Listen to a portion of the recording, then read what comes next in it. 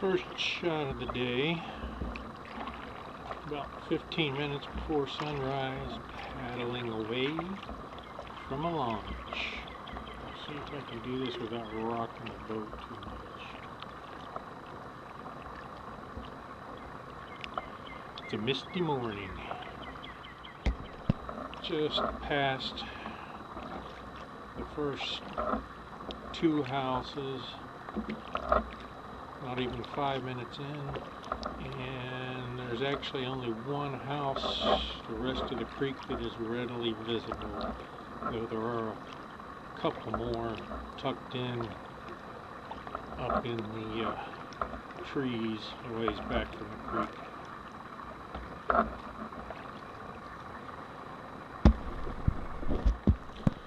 Sometimes on these mornings like this, the steam just keeps rising up and up and up 20 or 30 feet in the air before it disappears.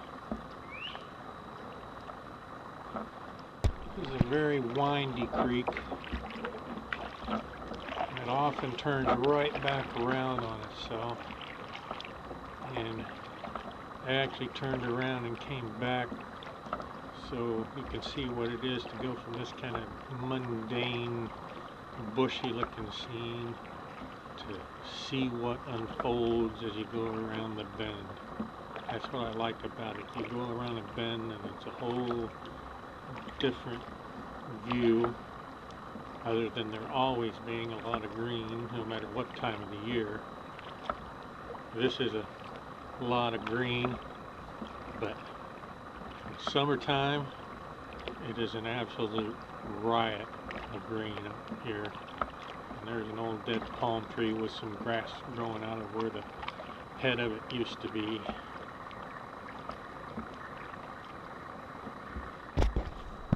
You have to sometimes navigate through some narrow places. Old dead trees and debris collected in the water.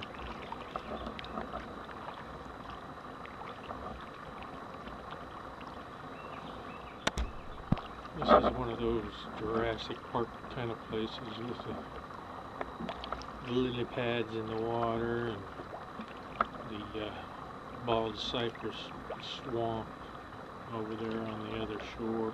This is just like a little pond. I'm going to curve around here, and I have to go around a zigzag here in a minute. Right ahead is a big dead tree with an osprey nest in the top of it.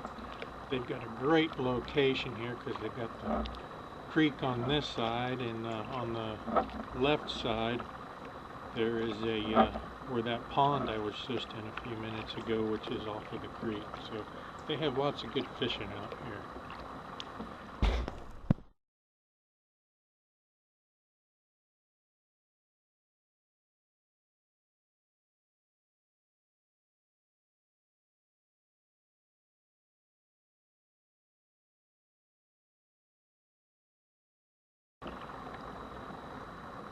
Right straight ahead, just barely sticking up out of the water, is a little piece of a log.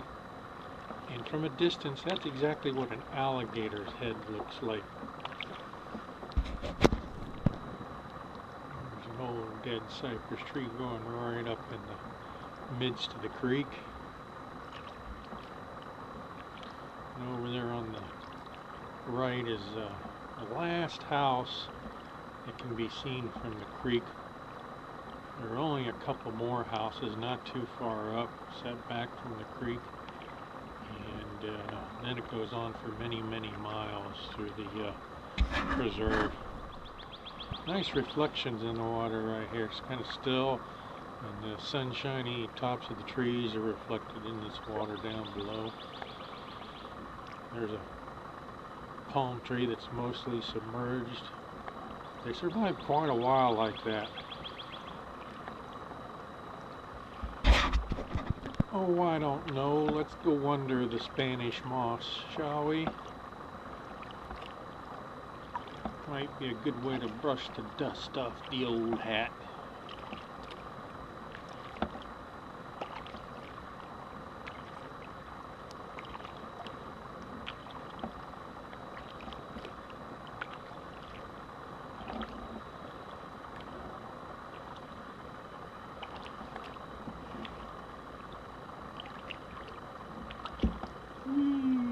your face. Too bad it's not 3D. Moo cow. It's a moo cow.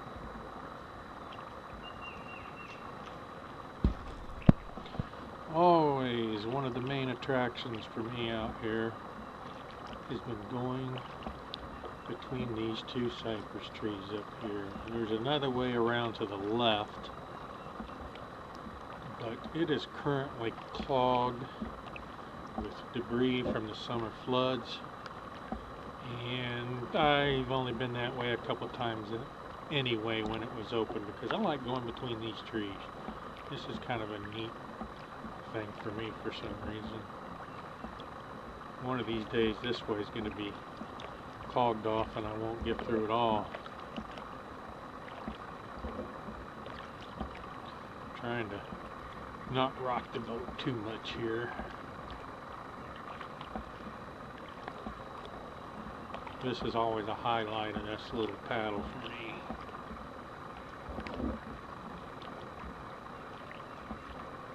And it takes about, I can't look at my watch right now, but it takes about 35 or 40 minutes to get this far from the put-in point up by the bridge.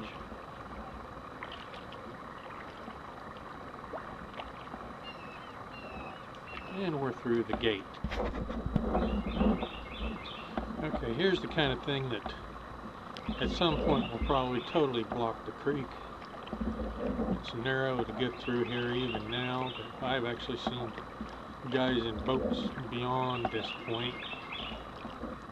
And some people do come through here and cut back some of the stuff, but one of these days, probably after next rainy season, this might be completely blocked. Although on one side of it might be blocked, another side might open up from the rush of water. You just squeeze right through it here.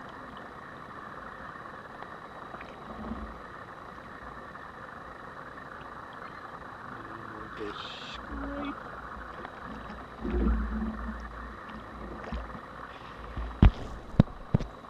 This is always another neat spot for me. These old pilings from some long ago bridge. I always considered that they marked the border from civilization to non-civilization. Although there is a large orange grove up on the left side, and there is one more house on the right, not visible from the creek, not too far up, but not too far beyond here. It really is a wilderness. It's into the Prairie Creek Preserve. And there used to be a huge dead tree right in the middle of this bend right up here. It's long since been washed away. But I canoe a time or two. I had just tied up to the tree in the middle of the creek and had a sandwich or something when I was able to come out in the middle of the day, back in the day.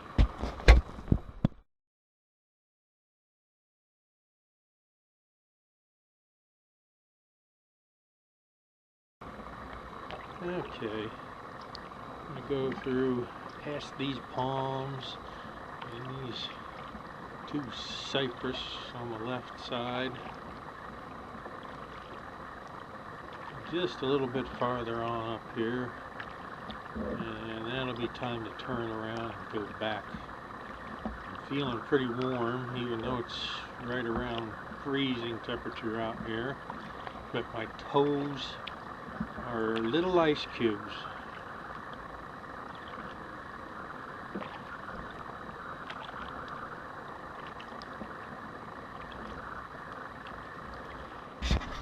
Coming up on a tired old remnant of a cypress tree out in the creek here. The high water mark very obvious. As I come up here, you can see it rises 5 or 6 feet or more above the current level. This is the dry season level right here. In the rainy season, there's a lot of water that moves through here. And this spot basically marks the end of civilization. There's a house up here on the right, up above this little beachy looking place, and maybe you can see that old footbridge right ahead there up on shore. And so naturally, since this is the edge of civilization, this is also when it's time for me to turn around because I'm running out of time. And we'll get this old cypress tree remnant from the other side here. Just turned around, headed back downstream, although there is very little current right now here in the dry season. Captain! Cypress tree right ahead!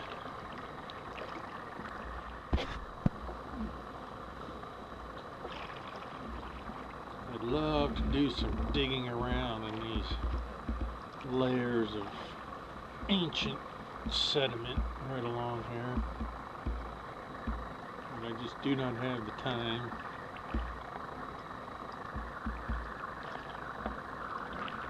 We're coming back up on the double cypress trees. I'm going to go past, going back the other way.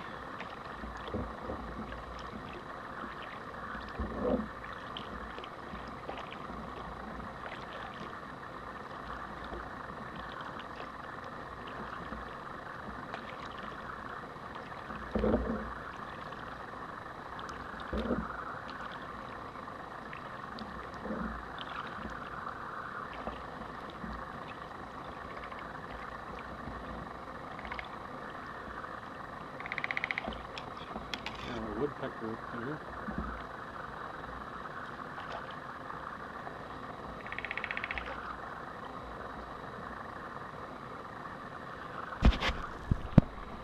And here we are back at the old pilings. Gonna go under what used to be a bridge sometime back in the old days.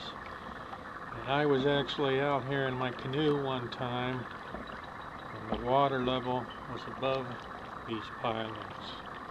And let me tell you, it was a torrent. I was kind of foolish doing it at the time, but I was young and dumb. Now I'm old and done. Okay, coming back up on the place where I have to go between the two cypresses. And if you look off to the right there, all that mass of horizontal palm trees and whatnot is actually the wider channel that they've got blocked off. So we're going to go this way.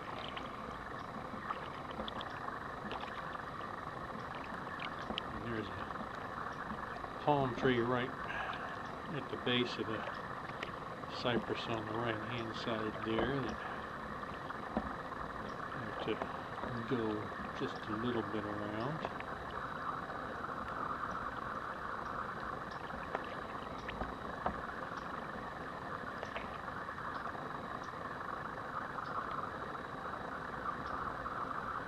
Just glide right through. Well, I got a phone call, so I pulled over here in a sunny patch of grass growing out into the creek. Backing my way out of here. The sun didn't do much good on my toes. And still another 20-25 minutes back to the car. And there's the kind of place where you take a phone call. Okay, coming up on a nice little group of cypress knees that the sunlight is now shining on.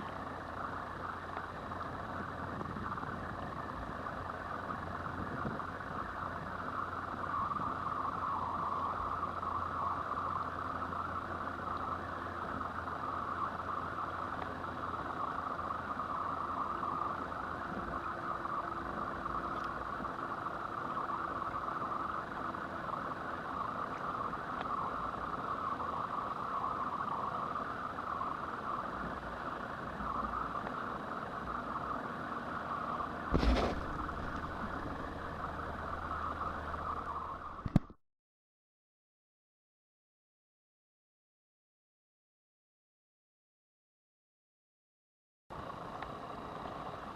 a day like today, this little switchback right here, which by the way used to have a big log laying right in the middle of it, right where I'm sitting right now, but this isn't bad to make this sharp switchback this morning. But when the current is ripping here, you can see those old cypress knees sticking up over there. Yeah, this can be kind of a toughie. I shot it through a mist-shrouded distance this morning, but now that the sun's up, we'll go over here and take a closer look at this little cypress swamp. And days gone by, I paddled back in there a little ways in my canoe, but right now I don't think there's enough water anyway, even if I wanted to go in there. I'll just paddle right up to the edge of this growth and peek back in here. Hopefully this will be a nice view on the video.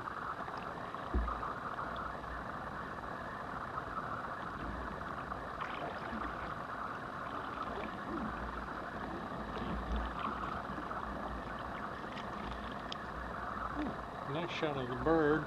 Of course, I'm wobbling all over the place here, trying to keep from getting too deep in there. This stuff is a bear to paddle through.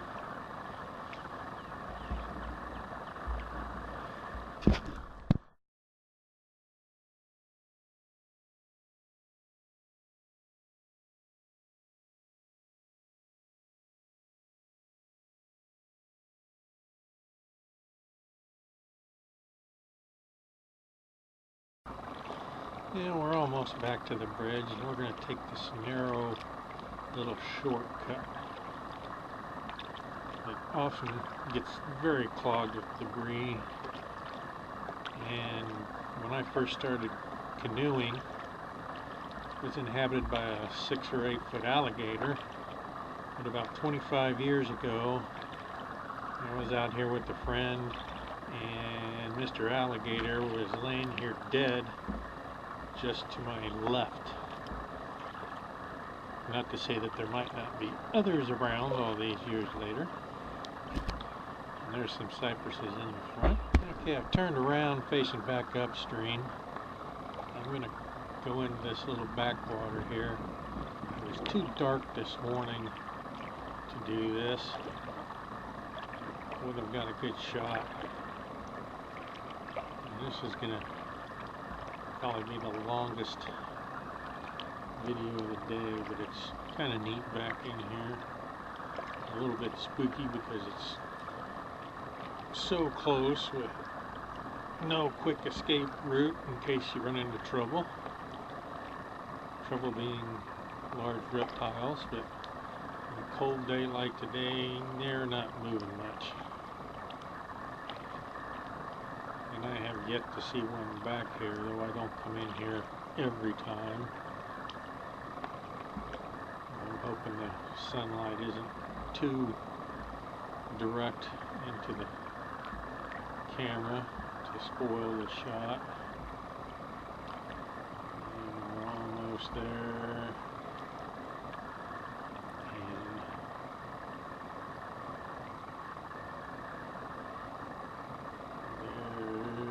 The cypress maze. I've been back in there in the canoe in higher water years ago. We're about to hit a little stump here, so I'm going to shut it off and turn around.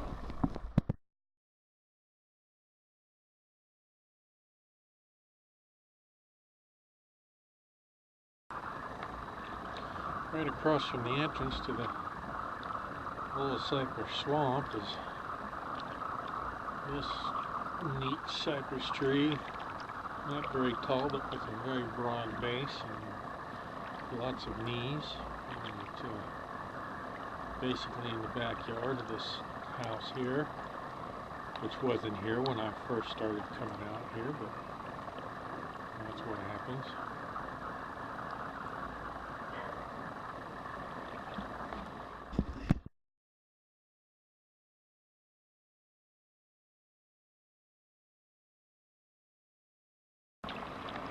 And after